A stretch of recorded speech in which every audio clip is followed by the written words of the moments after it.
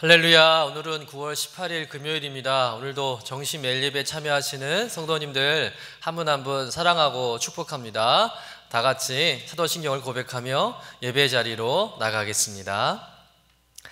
전능하사 천지를 만드신 하나님 아버지를 내가 믿사오며 그의 아들 우리 주 예수 그리스도를 믿사오니 이는 성령으로 잉태하사 동정녀 마리아에게 나시고 본디오 빌라도에게 고난을 받으사 십자가에 못 박혀 죽으시고 장사한 지 사흘 만에 죽은 자 가운데서 다시 살아나시며 하늘에 오르사 전능하신 하나님 우편에 앉아 계시다가 저리로서 산자와 죽은 자를 심판하러 오시리라.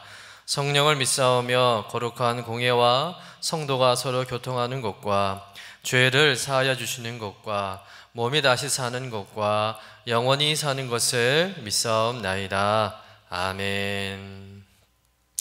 다 같이 찬송가 390장 예수가 거느리시니 함께 찬송하겠습니다.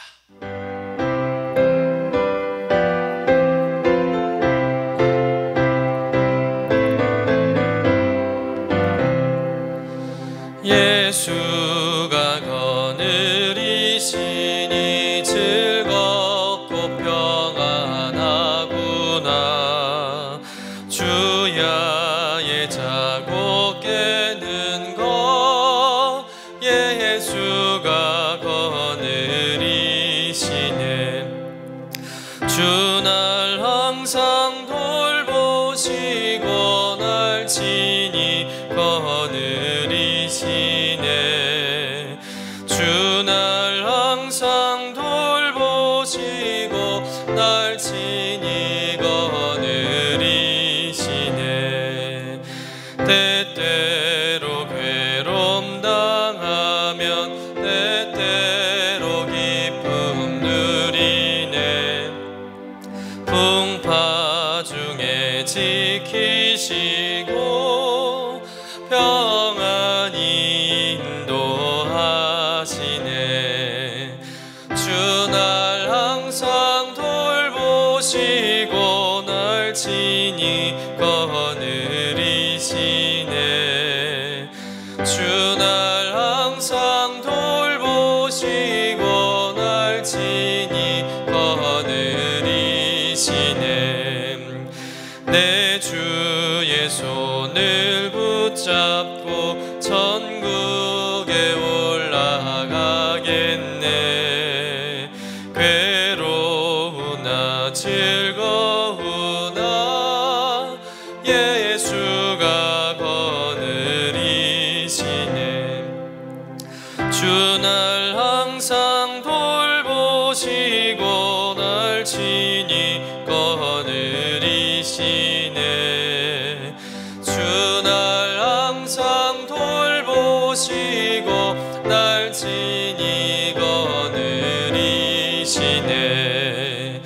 이 세상 이별할 때에 마귀의 권세 이기네. 천국에 가는 그 길도 예수가 거느리시네. 주 날 항상 돌보시고 날 친히 거느리시네. 주 날 항상 돌보시고 날 친히 거느리시네.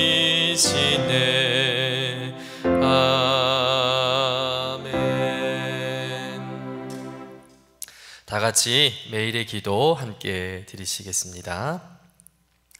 참 평강의 주님, 오늘도 새로운 하루를 주시고 복되게 하시니 감사합니다. 하늘에 속한 자 하나님의 자녀로서의 삶을 권세로 살게 하시며 오직 하나님의 말씀을 즐거워하며 따라 살게 하심을 감사드립니다. 다윗처럼 오직 우리 주님만을 내 앞에 모시고 오직 주님만이 우리의 전부이심을 고백하는 삶이 되게 하시고, 그러므로 인해 주님께서 늘 우리의 전부가 되어주심을 경험하고 누리는 삶이 되게 하옵소서. 우리의 가정과 교회를 위해 기도합니다. 일터를 위해 간구합니다. 나라와 민족들을 위해 주님의 은혜를 구합니다. 구원과 치료와 회복의 은혜를 내려주셔서 어그러진 모든 것들이 바로 세워지게 하시고 평화를 이루게 하옵소서. 이제 일상이 된 경건의 일과를 통해서 성령의 충만, 성도의 영화를 이루게 하옵소서. 주님 사랑합니다. 언제나 자기 눈동자와 같이 우리들을 사랑하시는 주 예수 그리스도의 이름으로 기도드립니다. 아멘.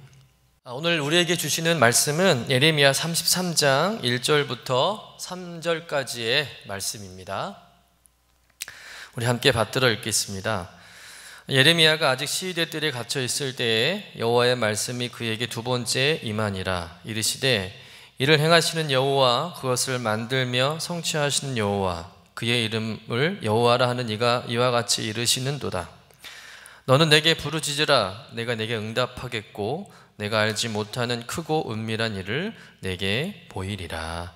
이는 하나님의 말씀입니다. 아멘. 오늘 말씀은 32장의 말씀에 이어서 회복에 관한 말씀입니다.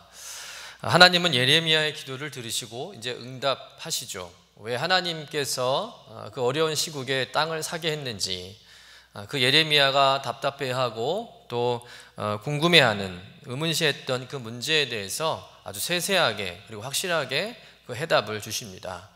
그것은 바로 이스라엘의 회복을 표징하는 일이었다는 것이죠. 우리 예레미야 32장 우리 44절의 말씀을 같이 한번 읽어보겠습니다. 시작.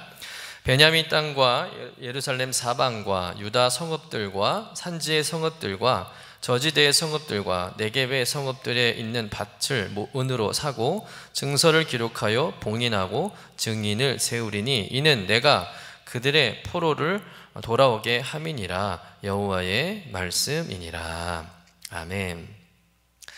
하나님은 이스라엘이 이제 바벨론 포로에서 반드시 돌아오게 될 것을, 그들이 땅을 소유하는 것을 통해서 또 땅 문서를 통해서 그 증거로 삼게 하시겠다는 겁니다.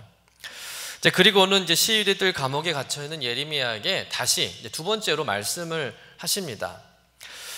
이 두 번째로 주시는 말씀 가운데 제일 먼저는 어떤 말씀을 하시냐면 이스라엘을 회복시키시는 하나님이 어떤 분인가를 먼저 소개하고 있다는 것이죠. 오늘 2절의 말씀을 같이 한번 읽어보겠습니다. 시작. 이를 행하시는 여호와, 그것을 만들며 성취하시는 여호와, 그의 이름을 여호와라 하는 이가 이와 같이 이르시도다. 하나님은 어떤 분이라고 하고 있습니까? 첫째는 이를 행하시는 여호와, 둘째는 그것을 만들며 성취하시는 여호와다라고 이렇게 소개하고 있다는 것이죠. 여러분, 하나님은 일하시는 분이시고 또 어떤 일이든 그 일을 계획하시고 또 그것을 반드시 완성하시는 분이라는 겁니다. 어찌 보면 하나님의 자기 선언 같은 말씀이에요. 우리가 어디 가서 우리를 소개할 때 저는 이런 사람입니다 라고 이렇게 소개하는 것처럼 오늘 하나님은 나는 일하는 하나님이다 라고 자신을 소개하고 있는 것이죠. 여러분, 근데 이 말씀은 굉장히 파격적이고 놀라운 말씀입니다. 여러분, 세상 어떤 종교에 신이 직접 일을 하고 신이 수고를 감당하고 그리고 열심을 내고 또 행동하고 일을 이루는 그런 종교 들어보셨나요? 보통 인간들이 생각하는 신의 개념은 어떤 것입니까? 인간들의 헌신과 희생을 요구하는 신, 인간들은 감히 다가갈 수 없는 정말 높고 높은 그 보좌에 황제처럼 편히 앉으시면서 인간들이 갖다 바치는 온갖 재물을 받아먹고 기분 좋으면 인간들에게 복 주고 기분 나쁘면 벌 주는 일 외에는 별로 할 일이 없는 그런 신으로 우리가 생각할 수 있잖아요. 우리가 잘 아는 어느 종교의 신의 형상을 보면 항상 이러고 있지 않습니까? 돈 달라고. 여러분, 말도 못해요. 듣지도 못합니다. 움직이지도 못해요. 그냥 절만 받아요. 여러분, 세상의 인간들이 믿고 따르는 세상의 모든 신들은 하는 게 아무것도 없습니다. 그들은 절대 일하지 않습니다. 수고도 하지 않아요. 인간들을 위해서 일도 고민하지 않습니다. 그런데 우리가 믿는 하나님은 어떤 분이라고요? 우리를 위해 일하시는 분이랍니다. 우리를 위해 수고하시는 분이랍니다. 우리를 위해서 희생하는 분이라는 거죠. 우리 때문에 우리 하나님은 끙끙 앓는 분이라는 거예요. 어떻게 하면 우리 인간들이 죄에서 벗어나서 행복하게 살 수 있을까? 늘 그것을 고민하고 그것을 계획하고 그것을 이루시는, 완성하시는 분이 바로 우리가 믿는 하나님이라는 겁니다. 여러분, 이렇게 우리를 위해서 일하시는 하나님을 믿고 있다는 것이 우리에게 얼마나 큰 복인가를 우린 깨달아야 할 줄로 믿습니다. 여러분, 하나님은 세상을 창조하실 때부터 지금 이 순간까지 우리를 위해서 일하시는 분임을 믿습니다. 편한 보좌에 앉아서 우리 막 아둥바둥 고생하면서 살아가는데, 그런 우리를 그저 멀리서 바라보는 분이 아니라 친히 이 땅에 내려오셔서 그 삶의 현장에, 고단한 우리의 삶의 현장에 함께 하시고 우리의 상한 마음을 이해하시고 우리의 눈물을 닦아주시고 우리의 지친 어깨를 토닥거려 주시는 참 좋으신 하나님이라는 것을 우리가 믿습니다. 그런데 예레미야 입장에서 보면 이렇게 나는 일하는 여호와다라는 이 말씀이 좀 섭섭하게 들릴 수도 있어요. 예레미야의 마음이 만약 꼬여 있다면 그가 생각하기를, 아니 일하시는 분이라는 분이 나는 왜 감옥에 이렇게 갇혀있게 하는 거야?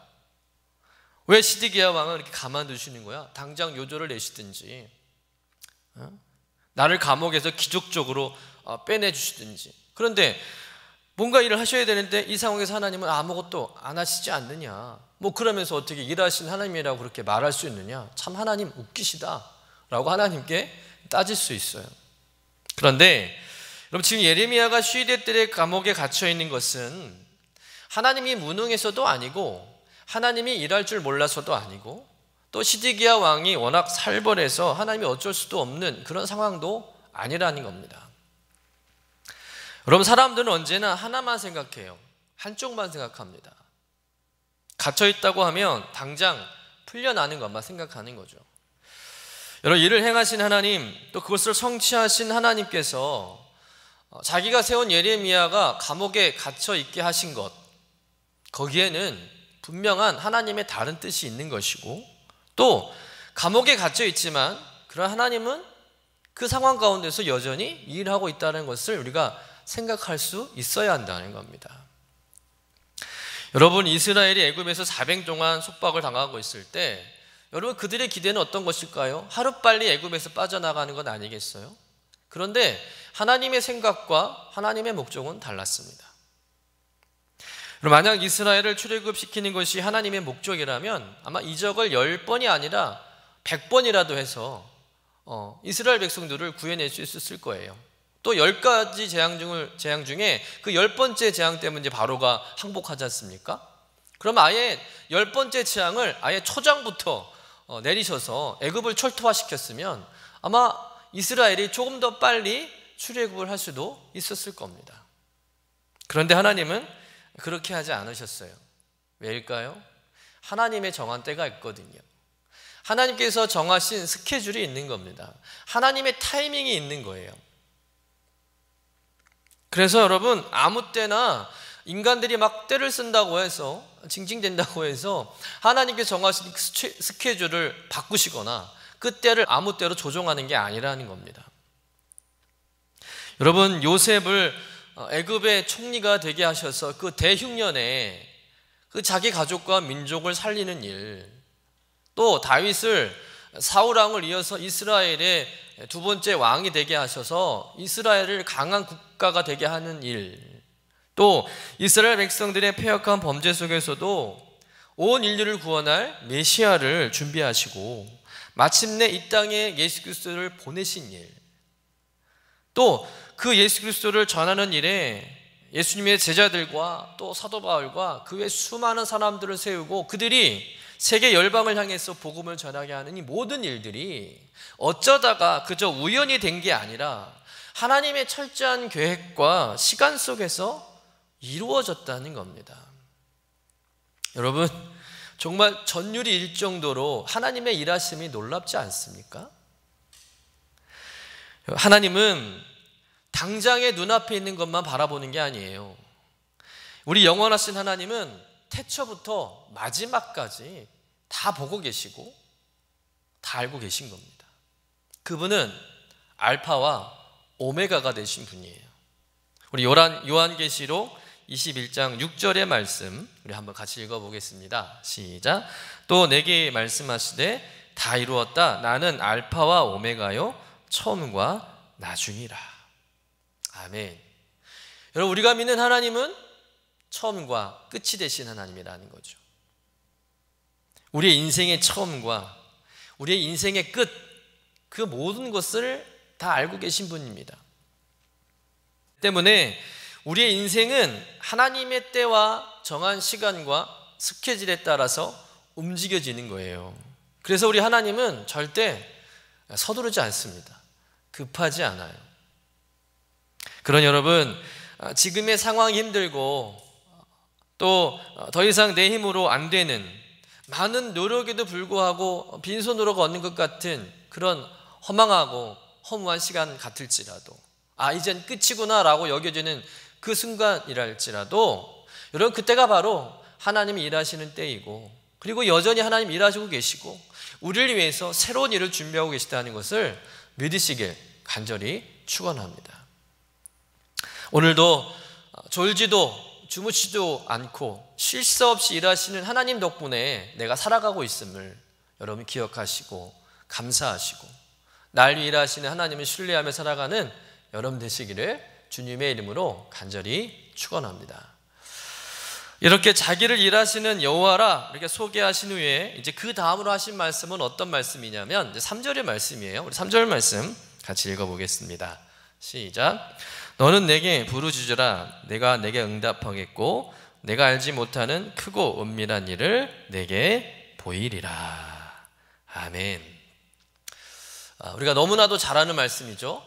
또 많은 성도님들이 암송하는 성구이기도 합니다. 자, 이 말씀에서 부르짖으라라는 말을 먼저 살펴볼 필요가 있는데, 이 부르짖으라는 말을 원어로 살펴보면 큰 소리로 외쳐라 그런 뜻도 있지만 찾으라, 부르라라는 뜻도 있다는 겁니다. 그러니까 큰 소리로 외쳐 기도하라는 뜻도 있겠지만 하나님을 찾으라, 하나님을 부르라라는 뜻도 있는 거죠. 그러니까 하나님께서 말씀하시기를 큰 소리로 간절히 외쳐 기도하라, 그리고 나를 찾고 부르라. 그리하면 내가 응답하겠고 그리고 크고 은밀한 일을 너희에게 보여주겠다라는 말씀이죠. 여러분, 지금 바벨론에 의해서 이제 이스라엘이 망하고 포로로 끌려가는 이 상황에서 그들이 할 수 있는 최선의 것은 무엇이라고 생각합니까? 나라가 망한다고 이제는 아무 소용없다고 그냥 자포자기하고 그저 낙심하고 주저앉아 있어야 할까요? 그냥 될 대로 되라는 그런 식으로 그냥 아무 생각 없이 그냥 그렇게 살아야 하는 것일까요? 아닙니다. 이때야말로 저들이 무엇을 할 때입니까? 하나님께 부르짖어 기도할 때라는 겁니다. 하나님을 찾고 하나님을 불러야 할 때라는 거예요. 그럼 남유다가 바벨론에게 수치를 당하고 나라를 빼앗긴 이 모든 일은 저들이 하나님 말씀에 불순종했기 때문입니다. 하지만 하나님은 이전에 이들에게 수없이 경고하셨고 또 수없이 기회를 주셨어요. 돌아올 수 있도록 시간을 주셨습니다. 그런데도 이스라엘 백성들은 그 기회를 무시했습니다. 경고를 무시했어요. 결국 하나님께서 이제 징계의 채찍을 대신 것이죠. 여러분, 징계의 매를 맞는 동안 우리는 어떤 반응을 보여야 되겠습니까? 여러분, 우리 아이들이 가끔 말을 안 들어서 때릴 때가 있잖아요. 그때 여러분, 아이들이 매를 맞을 때 어떤 반응을 보이죠? 대드는 아이들도 있지만 대부분의 아이들은 엄마한테 두 손을 울면서 잘못했다고 용서해달라고 부르짖어 울면서 그렇게 엄마한테 매달리잖아요. 여러분, 마찬가지입니다. 지금 이스라엘은 자신들의 잘못을 돌아보면서 징계의 채찍을 주신 하나님께 잘못했다고 용서해달라고 구원해달라고 울면서 매달리며 부르짖어야 할 때라는 거예요. 죄악의 위기에서 살 길은 바로 하나님께 부르짖는 일입니다. 하나님을 찾는 일이라는 것이죠. 그러면 하나님께서 뭐 하시겠다? 응답하시겠다. 뿐만 아니라 크고 비밀한 일들을 너희에게 보이시겠다, 이루시겠다는 겁니다. 그러면 이 크고 은밀한 일은 어떤 일입니까? 하나님께서 이스라엘의 모든 죄를 다 용서하시고 죄로 인해 더럽혀졌던 그들의 상처를 깨끗하게 치료하시고 이제 그들을 바벨론의 손에서 구원하시고 회복하신 것은 물론 그들이 예루살렘으로 돌아와서 성전을 재건하는 일까지 그 모든 놀라운 일들을 하나님께서 행하시겠다는 거예요. 여러분, 아무리 예레미야가 70년 후에 이런 이스라엘 회복을 외쳤지만 누구도 그 예레미야 말을 믿지 못했습니다. 왜냐하면 하나님의 일을 듣고 볼 수 있는 영적인 귀와 눈이 닫혀 있기 때문에 그날을 알 수도 볼 수도 없는 거죠. 그런데 그들이 하나님께 부르짖어 기도할 때, 하나님을 찾을 때 그들의 닫혔던 영적인 귀와 눈이 활짝 열려진 겁니다. 하나님의 일하심이 보여지는 것이죠. 그래서 그것을 볼 수 있었던 이스라엘 백성들은 70년의 바벨론 포로 생활 속에서도 낙심하지 않습니다. 이스라엘 회복을 꿈꾸면서 오히려 그 기간을 신앙의 연단이라는 기간으로 삼고 잘 인내하며 살았다는 것이죠. 여러분, 남유다 백성들의 포로 귀환과 예루살렘 회복은 도저히 일어날 수 없는 일이라고 말합니다. 절대 일어날 수 없는 일이라는 것이죠. 바벨론이 망하고 이제 페르시아라는 새로운 나라가 세계를 다시 제패하고 장악하게 되는데, 여러분, 그때의 모든 식민지를 바벨론으로부터 그대로 인계받으면 그만입니다. 뭐 더 전쟁을 할 필요도 없고 또 피를 흘릴 수고도 없이 고스란히 세계를 잘 다스릴 수 있는 좋은 기회였어요. 그런데 페르시아의 고레스 왕이 이스라엘 백성들에게 고국으로 돌아가는 명령을 내립니다. 아니, 왜, 무엇 때문에 고레스 왕이 포로로 잡혀온 이스라엘 백성들을 고국으로 돌아가라고 명령을 내렸을까요? 이스라엘 백성들이 70년 동안 매일같이 고국으로 돌아가게 해달라고 막 궁전 앞에서 시위하고 데모하고 귀찮게 했습니까? 아니면 고레스 왕을 직접 찾아가가지고 이제 나라가 바뀌었으니 우리를 고국으로 되돌려 보내달라고 그들이 청원을 했을까요? 아닙니다. 아무것도 한 게 없어요. 그렇다고 고레스 왕이 특별히 이스라엘 백성만 사랑한 게 아닙니다. 그런데 고레스 왕이 이스라엘의 회복을 명했다는 거예요. 그런데 사실은 고레스 왕이 한 게 아니라 실질적으로는 누가 하신 걸까요? 하나님이 하신 거죠. 하나님께서 그 일을 이루신 겁니다. 예레미야 선지자가 했던 그 말씀대로 그 말씀을 이루시려고 하나님께서 고레스를 통해서 일하신 거예요. 우리 에스라서 1장 1절에서 3절까지의 말씀 우리 같이 한번 읽어보겠습니다. 시작. 바사왕 고레스 원년에 여호와께서 예레미야 입을 통해서 하신 말씀을 이루게 하시려고 바사왕 고레스의 마음을 감동시키심에 그가 온 나라에 공포도 하고 조소도 내려 이르되, 바사왕 고레스는 말하노니 하늘의 하나님 여호와께서 세상 모든 나라를 내게 주셨고 나에게 명령하사 유다 예루살렘의 성전을 건축하라 하셨나니 이스라엘의 하나님은 참 신이시라. 너희 중에 그의 백성된 자는 다 유다 예루살렘으로 올라가서 이스라엘 하나님 여호와의 성전을 건축하라. 그는 예루살렘에 계신 하나님이시라. 누가 하셨습니까? 하나님이 다 하신 거예요. 여러분, 누구도 이 70년 뒤의 일을 알 수가 없었어요. 그런데 하나님은 이 70년 뒤의 일을 마치 내일 일처럼 다 보고 계시고 다 준비하고 계셨다가 때가 참에 하나님께서 고레스의 마음을 움직이셔서 이스라엘을 다시 회복하게 하신 겁니다.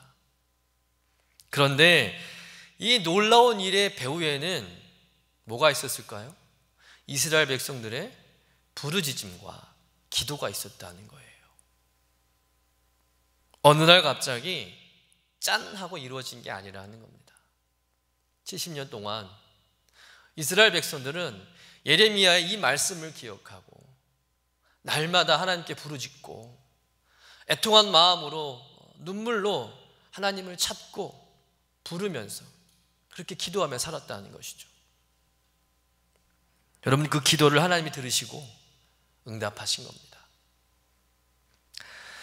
사랑하는 성도 여러분, 이 크고 은밀한 일은 하나님을 찾고 하나님께 부르짖는 자만이 내다볼 수 있는 일입니다. 마찬가지로 여러분, 지금 살아가는 이때에 우리가 할 수 있는 최소는 뭐라고 생각하십니까? 현장 예배도 드리지 못하고 성전에 가지도 못하는 상황에서 우리가 할 수 있는 최소는 뭐겠습니까? 다른 게 아니라 기도하는 일이죠. 하나님을 부르고 찾는 일입니다. 여러분, 기도하는 일은 꼭 성전이 아니더라도 언제든지 어디서나 할 수 있잖아요. 또 부르짖다는 말은 꼭 크게 소리내서 기도하라는 말이 아니에요. 간절한 마음으로, 온 몸과 마음이 막 찢어지는 심정으로 간절하게 주님께 기도하는 것이죠. 여러분, 북한의 지하교회 성도들 지금도 있다고 하잖아요. 근데 그들은 소리내어 찬송도 못 부릅니다. 소리내어 성경을 읽지도 못해요. 왜? 소리내면 들킬까 봐. 얼마나 소리내어 찬송하고 싶겠습니까? 얼마나 소리내어 성경을 읽고 싶겠어요. 근데 그럴 수 없는 거예요. 그래서 그들은 두꺼운 이불을 뒤집어 쓰고요, 그 안에서 찬송합니다. 작은 소리로. 주 안에 있는 나에게 단 근심이 있으랴. 그런데 여러분, 그 작은 소리로 찬송할지라도 그 작은 소리에 그 묻어있는 간절함은 그 어떤 간절함과도 비교할 수 없죠. 여러분, 소리가 크다고 간절함이 더한 것은 아닙니다. 우리의 마음에, 우리의 중심에 간절함이 있으면 비록 기도 소리가 작더라도 하나님 그 간절함을 아실 겁니다. 여러분, 코로나 시대에 우리 성도가 할 수 있는 최선은 삶의 자리에서 기도하는 것이라 믿습니다. 예배는 제약받을 수 있지만 기도는 누구도 통제할 수 없습니다. 조국의 운명이 풍전등화의 상황에 처했을 때 하나님 이스라엘에게 명령하죠. 하나님의 뜻과 그 하나님의 비전을 깨닫고 볼 수 있도록 하나님은 그들에게 특별 기도를 선포하신 겁니다. 너는 내게 부르짖으라. 내가 내게 응답하겠고 내게 크고 은밀한 일을 보이리라. 여러분, 우리도 마찬가지입니다. 오늘 우리에게도 이 코로나 기간은 특별 기도의 기간이라고 믿습니다.